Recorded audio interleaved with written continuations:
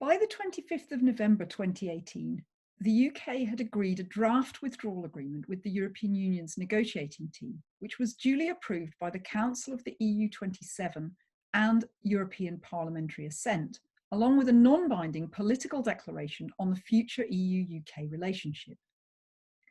However, the UK government at that moment had so far been unable to secure support in Parliament for ratification of the withdrawal agreement.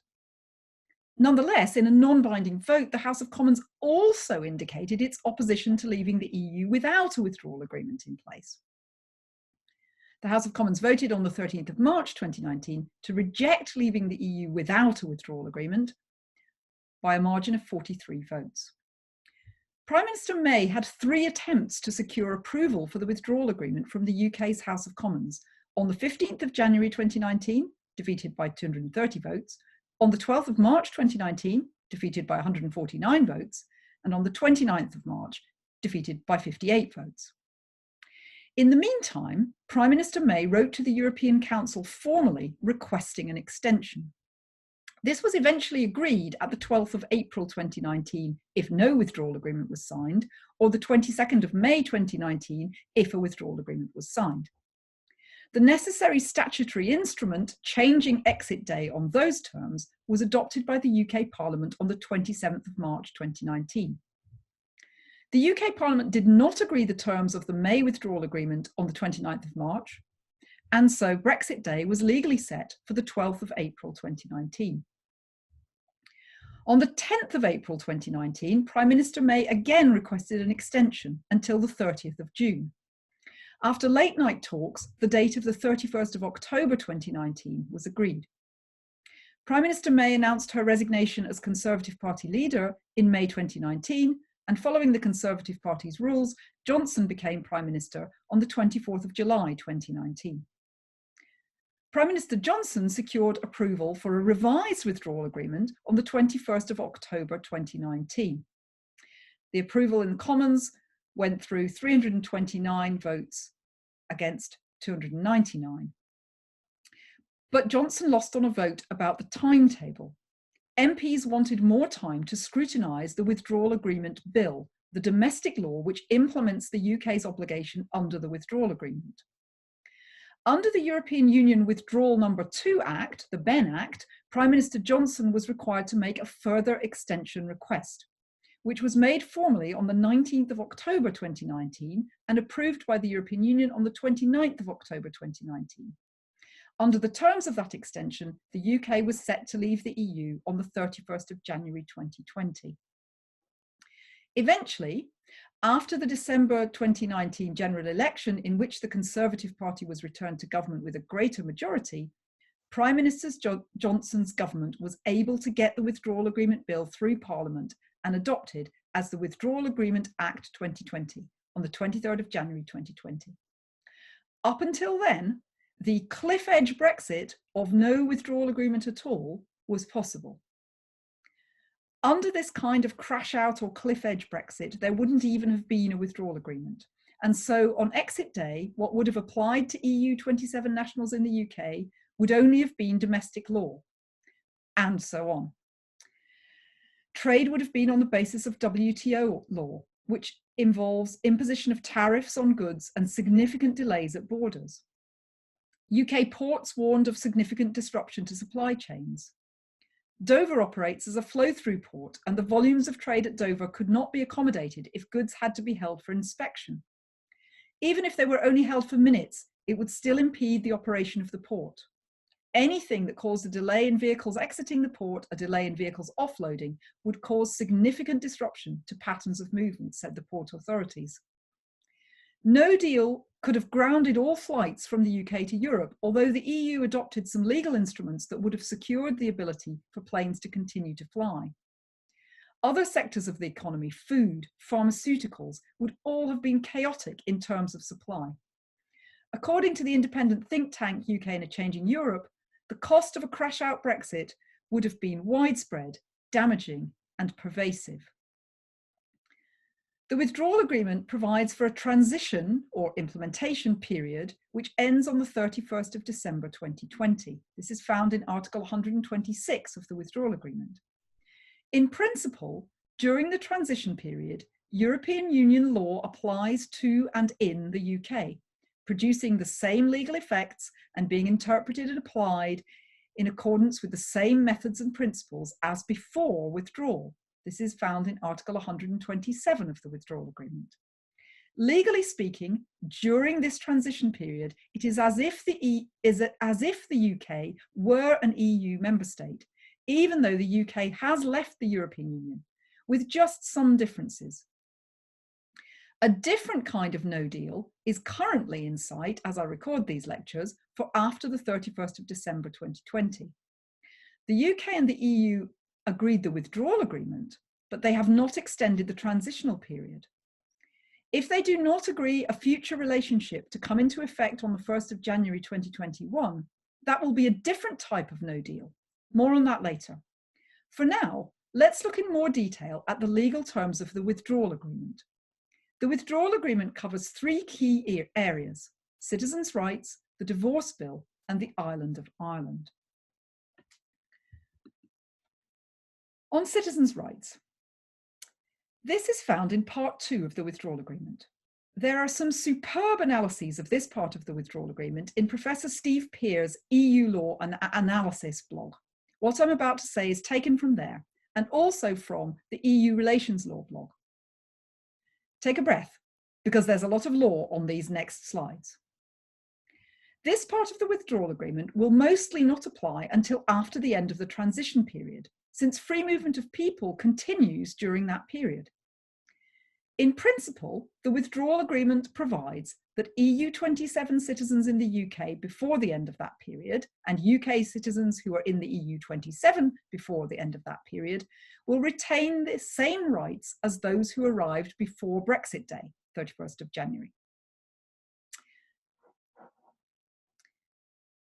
To that end, it requires that the two sides keep applying EU free movement legislation to the people concerned, including the legislation on residence, the right to work, access to education for family members, non-discrimination rights in the workplace and in other contexts, social security coordination, and the recognition of qualifications.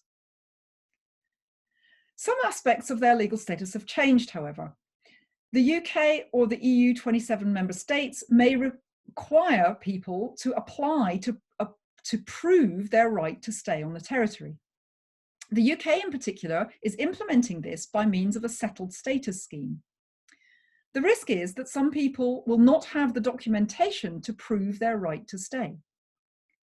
Some categories of people currently covered by EU law, such as UK citizens returning to the UK with non-EU family members, or UK children in the sole care of one non-EU parent, will not be covered by the withdrawal agreement, so their position will be up to UK law only. Similarly, a number of EU citizens who would not qualify for status because they do not meet the comprehensive sickness insurance requirement will be covered by a unilateral waiver of this rule by the UK, not by the withdrawal agreement itself.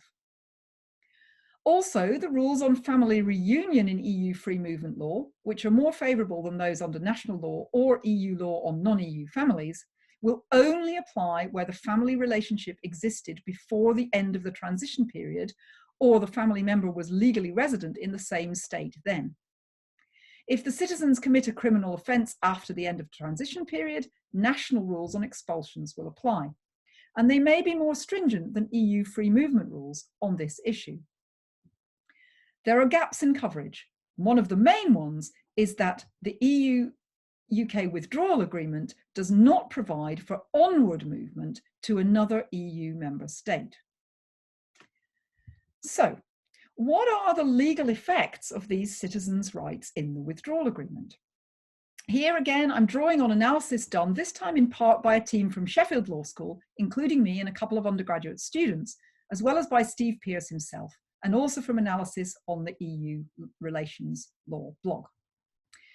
Here we will focus on the enforceability of rights under the withdrawal agreement after the end of the transition period in the UK. The question of their enforceability in EU member states is a matter of EU law and of domestic constitutional law in each relevant member state. At the moment, as you'll know if you've studied any EU law, two legal doctrines interact so as to have the effect that certain parts of EU law are enforceable by citizens using their national courts. These doctrines are known as supremacy and direct effect. The supremacy or primacy of EU law means that it must be applied in preference to contradictory national law, even if the contradictory national law has been enacted later than the relevant EU law. The direct effect of European Union law means that provisions of EU law can be a legal source of action or a defence in a national court or tribunal. Supremacy and direct effect of EU law are currently, before the end of transition, recognised by UK courts and applied accordingly as required by the European Communities Act 1972. In order for the withdrawal agreement to be enforceable in the UK, that effect must be created by an Act of Parliament. This is necessary because the UK is what's known as a dualist country, where international treaties are not enforceable in the domestic legal system unless there is domestic legislation which gives effect to those international treaties. The European Union Withdrawal Agreement Act 2020, Section 5.1, which inserts a new Section 7A into the European Union Withdrawal Act 2018, gives domestic legal effect to the withdrawal agreement after the transition period. Section 7A uses very similar wording to the European Communities Act 1972, Section 2.1, which is the part of UK law which gave EU law supremacy and direct effect in the UK legal order. In brief, our analysis suggests that Parliament may have given the withdrawal agreement supremacy in the same way that the European Communities Act 1972 gave European Union law supremacy. This seems to be the intention of the withdrawal agreement, see its Article 4. But whether the supremacy of the withdrawal agreement in the sense that contrary domestic legislation must be disapplied is secured by the EU Withdrawal Agreement Act 2020 and its amendments to the EU Withdrawal Act 2018 remains a moot point. It might be argued, for example, that the provisions of the EU Withdrawal Act 2018 as amended by the 2020 Act represent a parliamentary intention to free UK courts from the constraints implicit in the supremacy doctrine. The UK would then be in breach of the withdrawal agreement because the withdrawal agreement would not have the same legal effect in the UK as in the EU. But the remedy for that breach would lie elsewhere than a claim brought by a citizen relying on a provision of the withdrawal agreement as disapplying contrary national law. Whether the withdrawal agreement has the quality of disapplying contrary UK legislation or not, a further crucial question is whether the withdrawal agreement contains rights which can be enforced by individuals in UK courts and tribunals, such as the Social Security and Child Support Appeal Tribunals. As I've just said, this quality of EU law is known as direct effect. In brief, and you can see our full analysis in the blog post, we think that whether the provisions of the withdrawal agreement have the quality of direct effect as a matter of EU law is a moot point and could be the subject of litigation. But we think that the nature of the withdrawal agreement is such that the citizens' rights provisions within it do have direct effect. Again, you can see our detailed reasoning in the blog. In particular, we note that where the European Union has intended an agreement with a third country not to have direct effect, it is explicit about that, excluding direct effect in the text of the agreement itself or in the Council decision which concludes the agreement on behalf of the EU. The European Union has emphatically not done that in the case of the withdrawal agreement. But even if the withdrawal agreement's citizens' rights provisions are directly effective as a matter of EU law, it is not necessarily the case that they are directly effective in UK law. The starting point here is the interpretative presumption that Parliament intends to implement the obligations on the UK found in the withdrawal agreement. Again, our detailed reasoning is in the blog, but we conclude that just as Section 2 of the European Communities Act 1972 secures direct effect of EU law in the UK's legal system until the end of transition, so Section 7C and 7A of the European Union Withdrawal Act 2018 secure direct effect of the withdrawal agreement after transition. We note that several influential commentators, for instance, Richard Eccles of the international law firm Bird & Bird, Emily Mackenzie of Brickcourt Chambers, and Steve Pears on his blog, share our view that relevant provisions of the Withdrawal Agreement on citizens' rights have direct effect in the UK post-transition. There are links to those blogs in our blog post, which is on the slide. The UK courts are obliged to have due regard to Court of Justice of the European Union cases, both before and after exit day, when applying and interpreting the Withdrawal Agreement. During the transition period, the Court of Justice of the European Union has its usual jurisdiction in the UK, including to hear preliminary references from UK courts and tribunals. The Court of Justice of the European Union will not have jurisdiction over the whole withdrawal agreement after 2020, but it will have jurisdiction over the citizens' rights part. And the Court of Justice of the European Union will be able to continue to rule on how the rules apply to EU citizens in the UK on the basis of requests from UK courts, where a case commenced within 8 years of the end of the transitional period. There will also be an independent monitoring body in the UK. This is established by the European Union Withdrawal Agreement Act 2020 to promote the application of the withdrawal agreement in the UK. The Independent Monitoring Authority for the Citizens' Rights Agreements is an independent executive non-departmental public body, and as an independent authority will be accountable to Parliament through its sponsor department, the Ministry of Justice. The Independent Monitoring Authority is to have powers to carry out inquiries, bring judicial review claims, or intervene in judicial proceedings. But is not obliged to do any of these things. The Independent Monitoring Authority is to be obliged only to carry out a preliminary review of a complaint brought by a person claiming to have a relevant right, to the effect that the UK has failed to comply with its duties in Part 2 of the Withdrawal Agreement. Those who feel that their rights under the Withdrawal Agreement have not been adequately implemented or upheld by the UK authorities may make a complaint to the Independent Monitoring Authority. The Independent Monitoring Authority will then be able to launch an inquiry into how the UK authority has implemented the citizens' rights under the agreement. If the Independent Monitoring Authority believes that the UK authority has failed to implement or apply the relevant rights, it has the power to bring legal proceedings against the authority. The Independent Monitoring Authority will act as the equivalent to the European Commission, which will monitor the implementation and application of citizens' rights under the Withdrawal Agreement in the European Union. This implementation process obviously falls far short of direct effect. There is also a UK-EU Joint Committee, which is responsible for overseeing the implementation of the Withdrawal Agreement as a whole. See Article 164 of the Withdrawal Agreement. In its inaugural meeting in March 2020, the question of citizens' rights was front and centre. There will be a specialised committee on citizens' rights established under the Withdrawal Agreement, Article 165.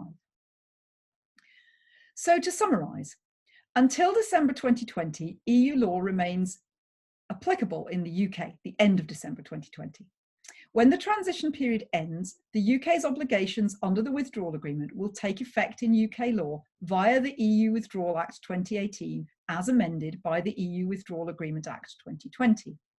These measures include the citizens' rights provisions in the Withdrawal Agreement. Post-transition, at least 5 bodies will have a role to play in the enforceability of these rights. The UK Executive will implement the UK's obligations in UK law using statutory instruments, relying on powers given in the European Union Withdrawal Act 2018 as amended. Also reliant on these powers, an independent monitoring authority will be set up in the UK to ensure the application and implementation of the citizens' rights part of the Withdrawal Agreement. It will receive complaints from individuals and it will have the power to conduct reviews. This part of the agreement, we think, is directly effective and can be relied upon by individuals before domestic courts and tribunals in the UK. Questions relating to interpretation of these parts of the Withdrawal Agreement may also be determined by the Court of Justice of the European Union through a preliminary reference procedure, whereby domestic courts and tribunals refer such questions to the CJEU. General enforcement of the Withdrawal Agreement will be ensured by the Joint Committee, who will discuss and oversee implementation methods.